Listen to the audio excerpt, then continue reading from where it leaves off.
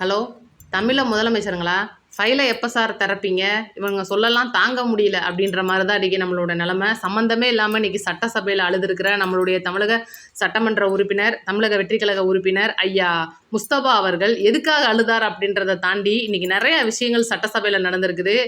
என்னப்பா G2 மாப்பிள்ள, வாங்க லாட்ரி மருமகன் அப்படின்னு சொல்லிட்டு சம்மந்தமே இல்லாமல் தனிப்பட்ட தாக்குதலுக்குள்ளே போயிருக்காங்க சட்டமன்ற உறுப்பினர்கள். நிறைய விஷயங்கள் பேச போகிறோம். உண்மையிலே கீர்த்தனா ராக்குடு அப்படின்னு சொல்லணும். இன்னைக்கு அதெல்லாம் தாண்டி இன்னைக்கு பிஜேபி மற்றும் திமுகவுடைய ஒரு மிகப்பெரிய கைகூலித்தனமான ஒரு விஷயம் வந்து அரங்கேறி இருக்கு. இதையும் நம்ம பேசுவோம்.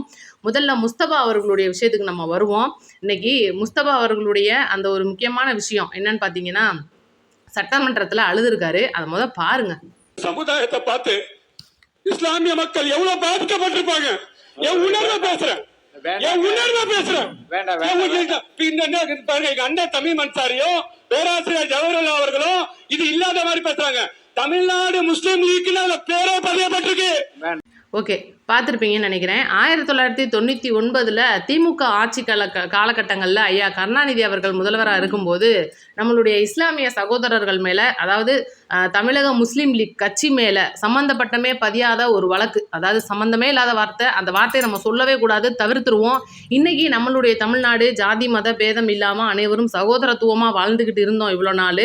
இதையும் தாண்டி ஒட்டு மொத்தமாக இருக்கிற அனைத்து சமுதாய மக்களும், இளைஞர்களும் எல்லாருமே வந்து இன்றைக்கி தமிழக வெற்றி கழகம் அப்படின்ற கட்சி மூலியமாக எல்லாருக்குமே அறுத்து பாடுறா ஒரே கலர் சிகப்பு ரத்தம் தான் அப்படின்னு சொல்லிட்டு கைகோர்த்து இருக்கிற இந்த பொற்காலம் அப்படின்னு சொல்லலாம். இன்னும் கூட அது வந்து இன்னும் அதிக அளவில் வந்து அந்த ஒரு ஜாதி மதங்கள் மறக்கப்படுற ஒரு காலமாக வர காலங்கள் இருக்க போகுது. ரைட்டா?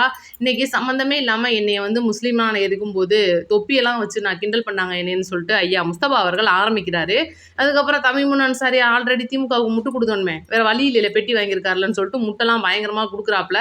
அப்புறம் பார்த்தீங்கன்னா நம்ம டிவிக்கே உடைய அக்கா, ஒரு அமைச்சர் அக்கா, இந்த பார்த்தீங்கன்னா கொடி கலரில் போட்டிருப்பாங்கல்ல, அவங்க உடனே எந்திரிச்சு, நான் இன்னைக்கு பெண்ணா, ஒரு இஸ்லாமிய பெண்ணா சட்டமன்றத்துக்குள்ள உட்காந்துருக்கேன்னா அதுக்கு காரணம் நம்ம முதலமைச்சர் தான் சொல்லிட்டு ஏகப்பட்ட விஷயங்களை தாண்டி இன்னைக்கு சம்பந்தமே இல்லாமல் ட்ராக்குள்ளே போகவும் சபாநாயகர் குறுக்க இந்த கௌசிக் வந்தான்னு உள்ளே பூந்து நிறுத்து, முதல்ல மானிய கோரிக்கைக்கு வாங்க எல்லாருன்னு சொல்லிட்டு நிப்பாட்டி விட்டாப்புல. இல்லைன்னா இது இன்னும் நீண்டுக்கிட்டே போயிருக்கும்.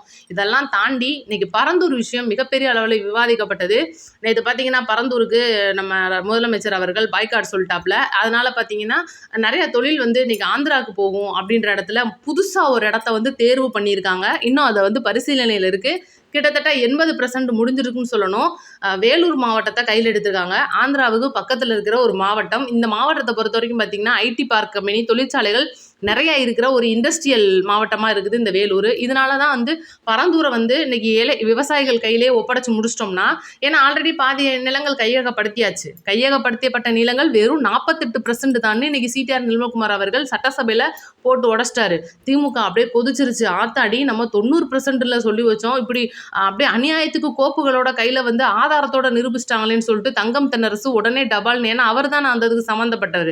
இங்கிட்டு டிஆர்பி ராஜா ஒரு பக்கம், அது எப்படி நீங்கள் மாற்று இடத்த வந்து எடுக்கலாம், நாங்கள் ரொம்ப கஷ்டப்பட்டுல எடுத்திருக்கோம், இதுக்குள்ளே எங்களுடைய பணங்கள்லாம் எவ்வளோ கிடக்கு தெரியுமான்னு நேற்று சம்மந்தமே இல்லாமல் அறிக்கை விடுறாரு. இன்னைக்கு சம்மந்தமே இல்லாமல் தங்கம் தென்னரசு பேசுகிறாரு. அப்படின்னா அதுக்கு காரணம் என்ன அப்படின்றத சிடிஆர் நிர்மல்குமார் அவர்கள் தெளிவாக சொல்லிட்டாரு. G2 மாப்பிள்ள இங்கே எங்கேருந்து வந்தார் மாப்பிள்ள அப்படின்னு பார்த்தா நம்ம சபரிசன் தான், வேற யார் அப்படின்னு சொல்கிறாப்புல. அவருடைய ஏகப்பட்ட பினாமி நிலங்கள், கருப்பு பணங்கள் பூரா இதுக்குள்ளே தான் புதஞ்சு கிடங்குன்னு நிர்மல்குமார் அவர்கள் சொல்லாமல் சொல்லிட்டாரு. இது சொன்ன உடனே தங்கம் தென்னரசுக்கு படார்னு கோவம் வந்துருச்சு. ஐயோ, என்ன எங்களை நீங்கள் இப்படி சொல்கிறீங்கன்னு சொல்லிட்டு உடனே லாட்ரி மருமகன் அப்படின்னு சொல்லிட்டு தனிப்பட்ட தாக்குதல். உடனே ஆதவ அர்ஜுனா எந்திரிச்சு, அவரை பற்றி தான் சும்மாவே சொல்லக்கூடாதுல, எல்லா துறைகளுக்கும் டான் எதிர்த்து பதில் சொல்கிறவர் தன்னோட குடும்பத்துக்குள்ளேருந்து ஒரு கேள்வி வரும்போது சும்மா விட்டுருவாரா? எந்திரிச்சு, அண்ணன் தங்கம் தென்னரசனே, நீங்கள் என்கிட்ட என்ன கேட்கணும்னு நினைக்கிறீங்க கேளுங்கன்னு சொன்ன உடனே தங்கம் தென்னரசு பயந்துட்டாப்புல. ஆத்தாடி, போன காலத்தில் வேற பல ரூபா வாங்கியிருக்கோம், சொல்லிட்டோம்னா போட்டு உடச்சிருவான்னு சொல்லிட்டு எந்தவித கோரிக்கையும் இல்லை ஐயா வணக்கம்னு சொல்லிட்டு கீழே உட்காந்துட்டாப்புல. நிறைய விஷயங்களை இன்னைக்கு பார்க்க முடிஞ்சிச்சு. அப்போ இன்னைக்கு வந்து G2 நிறுவனம் இன்னைக்கு இந்த அளவுக்கு பரந்தூரை கையில் எடுக்கிறதுக்கு ஏன் இந்த அளவுக்கு பறந்தாங்க அப்படின்னா, காரணம் கிட்டத்தட்ட 30 லட்சம் கோடி ரூபாய் வந்து அந்த ஒரு பரந்தூர் விமான நிலைய திட்டத்துக்கு முடக்கிறதுக்காக ரெடியாக இருந்துச்சு மத்திய அரசு ப்ளஸ் மாநில அரசு. இந்த ஒரு விஷயம் வந்து இன்னைக்கு முடக்கப்பட்டு முடிச்சாச்சு. கிட்டத்தட்ட 48% நிலங்கள் வந்து விவசாயிகள்ட்ட இருந்து கொள்முதல் செய்யப்பட்ட இடங்கள் 2200 ஏக்கர் தான் இந்த நிலங்களுக்கான பணத்தை வந்து ஒப்படைச்சிருக்காங்க. பாக்கி இடங்கள் வந்து நீர்நிலை சம்மந்தப்பட்ட இடங்கள், பாக்கி இடங்கள் நஞ்சை புஞ்சை சம்மந்தப்பட்ட இடங்கள். இதெல்லாம் தாண்டி இப்போ இந்த இடம் கையகப்படுத்தப்பட்ட நிலத்தை அரசு என்ன பண்ண போகுது அப்படின்னு சொன்னதுக்கு நம்ம கீர்த்தனா அமைச்சர் அவர்கள், தொழில்துறை அமைச்சர் அவர்கள் டக்குன்னு எந்திரிச்சு தொழிற்சாலை நிறுவனங்கள், ஐடி பூங்காக்கள் வந்து அங்கே வரப்போகுது. இதுக்கு மேலே விவசாயிகள்கிட்டே அவங்களுடைய நிலத்தையும் ஒப்படைக்கிறதா இருக்கும். இதெல்லாம் தாண்டி இன்னைக்கு இந்த இதுக்கான இடம் வந்து தேர்வு செய்யப்பட்டுக்கிட்டு இருக்கு. சீக்கிரமாக வேலூர் இப்போ ஆல்ரெடி பார்த்தீங்கன்னா சென்னையில் 30 மில்லியன் பயனாளர்கள் இருக்கிற அளவுக்கு அவங்களுடைய அந்த இப்போ விமான நிலையம் இருக்குது. அதை மேற்கொண்டு வந்து வி வடிவ ஷேப்பில் வந்து அந்த ஒரு வல்லுநர்கள் கிட்ட கேட்டிருக்கோம். அதுக்காக அவங்க ஒப்புதலும் அளிச்சிருக்காங்கன்னு சொல்லிட்டு ஏகப்பட்ட விஷயங்களை டான்னு பதில் சொல்லும்போது உண்மையிலே கீர்த்தனா அவர்கள் சொன்ன பதிலை வந்து நம்ம முதலமைச்சர் அவர்கள் வியந்து பார்த்தார் அப்படின்னு தான் சொல்லணும். ஏன்னா அனைத்துமே இன்னைக்கு வந்து வெளியில் வருது. அது போக இன்னைக்கு இந்த பரந்தூரை நம்பி தான் அப்போ நீங்கள் தொழிற்சாலைகளை வந்து சென்னைக்குள்ள நீங்கள் வச்சுருக்கீங்களா? தமிழ்நாடு இதை நம்பி தான் இருந்துச்சா? அப்போ நீங்கள் 5 ஆண்டு ஆட்சி காலத்தில் ஏன் மீனம்பாக்கம் விமான நிலையத்தை பெருசு பண்ணலை, இருக்கிற சென்னை விமான நிலையத்தை விரிவாக்கம் பண்ணலைன்னு சொல்லிட்டு ஏகப்பட்ட கேள்விகள் கேட்டாங்க. அதுக்கு அவங்க சொன்ன உதாரணம் அப்படின்றது உண்மையிலே வந்து மூக்கு மேலே விரல் வைக்கிற மாதிரி இருந்துச்சு. கொச்சின்ல இதே போல விளைநிலங்களை எடுத்து செய்யப்பட்ட ஒரு விமான நிலையம் கிட்டத்தட்ட வெள்ளம் வந்துருச்சுன்னா அந்த விமான நிலையத்தை ஒரு மாசத்துக்கிட்ட பூட்டி போட்டுருவாங்களாம். ஏன்னா விமான ஓடுதல பாதையிலையும் அந்த இருக்கிற அவங்க பயணிகள் நடக்கிற இடத்துலையும் பார்த்தீங்கன்னா முழுக்க தண்ணி தேங்கி போய் அந்த விமான நிலையம் பயன்பாட்டுக்கே இல்லாமல் இருக்கும். அப்போ அந்த நிலைமை தான் இன்னைக்கு பரந்தூரில் வரும். ஏன்னா சென்னையில் வந்து இதுதான் பரந்தூர் அப்படின்றது மேடான ஏரியா, இருக்கிற அவ்வளோ தண்ணி வந்து இங்கே வந்து சேரும்போது இதே நிலமை இந்த பரந்தூருக்கு ஏற்பட்டுரும். இவ்வளோ கோடி ரூபா செலவு பண்ணி அந்த பரந்தூர் விமான நிலையத்தை நீங்கள் கட்டினீங்கனாலும் 1 மாதத்துக்கு 2 மாதம் பூட்டி தானே கிடக்கும் அப்படின்னு சொல்லி ஏகப்பட்ட விஷயத்தையும் சொல்லியிருக்காங்க. அதுக்கு ஆதவர்ஜுன் அவர்கள் உண்மையிலே நம்ம முதல்வர் அவர்களை பாராட்டி ஆகணும். விவசாயிகளுடைய கண்ணீரை தொடச்சிருக்காரு. தொழில்லாம் அப்புறங்கன்னு சொல்லும்போது அதுக்கான இடத்தையும் தேர்வு பண்ணிட்டாங்கன்னு போது எந்தவித தொழில் நஷ்டமும் வராது அப்படின்றத சொல்லியிருக்காங்க. ரைட், இப்போ அடுத்த விஷயத்துக்குள்ளே போவோம். இப்போ வரைக்கும் எனக்கு வந்து முஸ்தபா அவர்கள் ஏன் அழுதாங்க, எதுக்கு அழுதாருன்றதே புரியல. உங்களுக்கு ஏதாவது புரிஞ்சிச்சுன்னா மறக்காமல் கமெண்ட்டில் சொல்லுங்கள். ரைட்டு, அவரோட இன உணர்வு வந்து அவரை கொஞ்சம் உணர்ச்சி வசப்பட்டுருச்சுன்னு நான் நினைக்கிறேன். அதை பற்றி பேசுவோம் அடுத்து பார்த்தீங்கன்னா இப்போ திமுக விசஸ் பிஜேபி அப்படின்றது ஒரு பக்கம் போய்கிட்டே இருக்கும்போது 2 பேரும் இணைஞ்சு தாமரை இலை மற்றும் சூரியன் ஒன்றா மலர்றதுக்கான ஒரு காலம் வந்து பொற்காலமாக வரப்போகுது அப்படின்றது அவங்களுடைய ஒரு கனவு.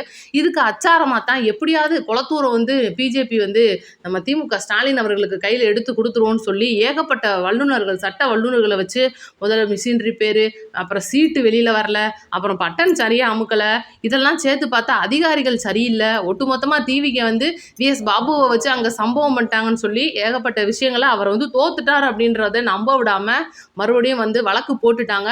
இந்த வழக்கை இன்னைக்கு கையில் எடுத்திருக்கிற உயர்நீதிமன்றம் திங்கட்கிழமை விசாரணைக்கு எடுத்துக்குன்னு சொல்லிட்டு அவசர வழக்காக கையில் எடுத்திருக்காங்க. சம்மந்தமே இல்லாத ஒரு வழக்கு, ஆனால் அவசர வழக்காகவும் கையில் எடுக்கிறாங்க அப்படின்னா மேலே எதுவும் வேலை நடக்காமையா இருக்கும் அப்படின்னு நம்மலாம் கேட்டுக்க வேண்டியதாக இருக்குது. அந்த மாதிரி வந்து இப்போ வழக்கை கையில் எடுத்துட்டாங்கன்னு போது அவங்களுடைய சட்ட வல்லுநர்கள் இந்த தேர்தலை எப்படியாவது சரியில்லைங்க, இது வந்து கோட்டப்புறம் அழிங்க, முதர்ந்து ஸ்டாலின் பொட்டா சாப்பிட போகிறாருன்னு சொல்லிட்டு முடிச்சு விட்டுட்டு இதே தேர்தலில் எப்படியாவது குளத்தூர் தொகுதியை சேர்த்தே ஆகணும், அந்த குளத்தூர் தொகுதியில் எத்தனை கோடினாலும் செலவு பண்ணி ஸ்டாலின் அவர்கள் ஜெயிச்சே ஆகணும்னு திமுக கங்கணம் கட்டிருச்சு. ஒன்றும் பண்ண முடியாது. தயவு செய்து முதல்வர் அவர்களே அந்த ஃபைலை திறங்கன்னு நாங்கள்லாம் வந்து கண்ணீரோட கேட்டுக்கிறோம் அப்படின்னு தான் சொல்லணும். ஏன்னா இன்னும் வந்து அந்த ஃபைல் மூடியே இருக்கிறதுல எந்த பிரயோஜனமும் இல்லை. சட்டுப்புட்டுன்னு திறந்து வேலையை முடிச்சு விட்டீங்கன்னு வைங்களேன், கொஞ்சம் சட்டமன்றத்தில் கூட்டம் குறையும். அடுத்து பார்த்தீங்கன்னா ரொம்ப முக்கியமான விஷயத்துக்கு வருவோம். நம்மளுடைய முதலமைச்சர் அவர்களுக்கு உயர்நீதிமன்றம் 50,000 ரூபாய் அபராதம் விதிக்க போகிறாங்க அப்படின்னு ஒரு அச்சுறுத்தல். என்ன காரணம் அப்படின்னா திருச்சி கிழக்கு மற்றும் பெரம்பூர் தொகுதியில் நம்மளுடைய முதல்வர் அவர்களை எதிர்த்து திருச்சியில் வந்து இனிகோ இருதயராஜ், பெரம்பூரில் வந்து ஆர்டி சேகர் அவர்கள் இருவருமே திமுககாரங்க. நம்மளுடைய முதல்வர் விஜய் அவர்கள் வேட்புமனுவில் விஷயம் வந்து மாற்றி கொடுத்துருக்காங்க. இங்கே வந்து 1 கோடி ரூபா குறையா இருக்குது, அங்கே 1 கோடி ரூபா கூட இருக்குது, இங்கே 1 வயசு கம்மியாக இருக்குது, அங்கே 1 வயசு கூட இருக்குன்னு சொல்லிட்டு அந்த வேட்புமனு பஞ்சாயத்தில் ஒரு வழக்கு போட்டாங்க. வெற்றி அறிவிக்காதீங்க ஐயா, இவர் தோத்து போயிட்டாரு, மறுபடியும் நாங்கள் 2 பேரும் முதர்ந்து ஓடுறோம்னு சொல்லிட்டு சின்ன பிள்ளைங்க மாதிரி அழுகுறாங்க 2 பேரும். இந்த வழக்கு நிலுவையில் வந்து கோர்ட்டில் இருக்கும்போது நம்ம முதல்வர் அவர்களுக்கு வந்து உடனடியாக பதிலளிக்க சொல்லி கோர்ட் வந்து 2-3 வாட்டி வந்து ஆணை பிறப்பிச்சிருக்காங்க. ஆனால் நம்ம முதல்வர் அவர்களுடைய சைட்லேருந்து கண்டுக்கல, இவங்களாம் ஒரு ஆளா அப்படின்னு சொல்லிட்டு விட்டுட்டாப்ல. ஆனால் கடைசியில் வந்து நீதிபதி டென்ஷன் ஆகி இப்போ உடனே வந்து நீங்கள் பதில் மனு கொடுக்கல அப்படின்னா உங்களுக்கு 50,000 ரூபா நான் அபராதம் விதிச்சிருவேன்னு சொல்லிட்டு ஒரு விஷயத்த சொன்ன உடனே இன்னைக்கு அதுக்கான ஸ்டெப் எடுப்பாங்கன்றதை பார்ப்போம். ஏன்னா ஓகே. இப்ப இதெல்லாம் விட முக்கியமான விஷயம் ஒண்ணு சொல்றேன். இதுக்கான உங்களுடைய கருத்துக்களை கமெண்ட்ல சொல்லுங்க. நம்ம முதல்வர் அவர்கள் நேத்து சட்டசபையில சொல்ல ஒரு விஷயம், அனைத்து மாநகர பேருந்துகளிலும் பெண்களுக்கு இலவசம் வாக்குறுதி குடுத்தத செஞ்சுட்டாப்ல.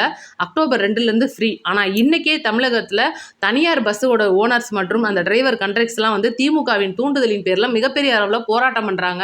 எப்படி நீங்க பெண்களை பூரா இலவசமா கூட்டிட்டு போயிட்டீங்கன்னா, நாங்கலாம் பஸ்ஸ பெரிய துண்டாவா போட்டு பொத்தி வைக்க முடியும் அப்படின்ற ஒரு கேள்வி. அப்ப ஏன் வாக்குறுதி குடுக்கையில சும்மா இருந்தாங்க? திமுக மகளிர் விடியல் பேருந்து நடத்தையில சும்மா இருந்தாங்க. எடப்பாடி அவர்கள் பெண்களுக்கு எல்லாத்துக்கும் ஃப்ரீன்னு சொல்லும்போது சும்மா இருந்தாங்க அப்படின்றது தெரியல. இப்ப முதல்வர் அவர்கள் இலவச பேருந்து குடுத்தது சரியா? தப்பா? மறக்காம கமெண்ட்ல சொல்லிருங்க. எதிர்பார்க்கிறேன். அடுத்த வீடியோல சந்திப்போம். நன்றி. வணக்கம்.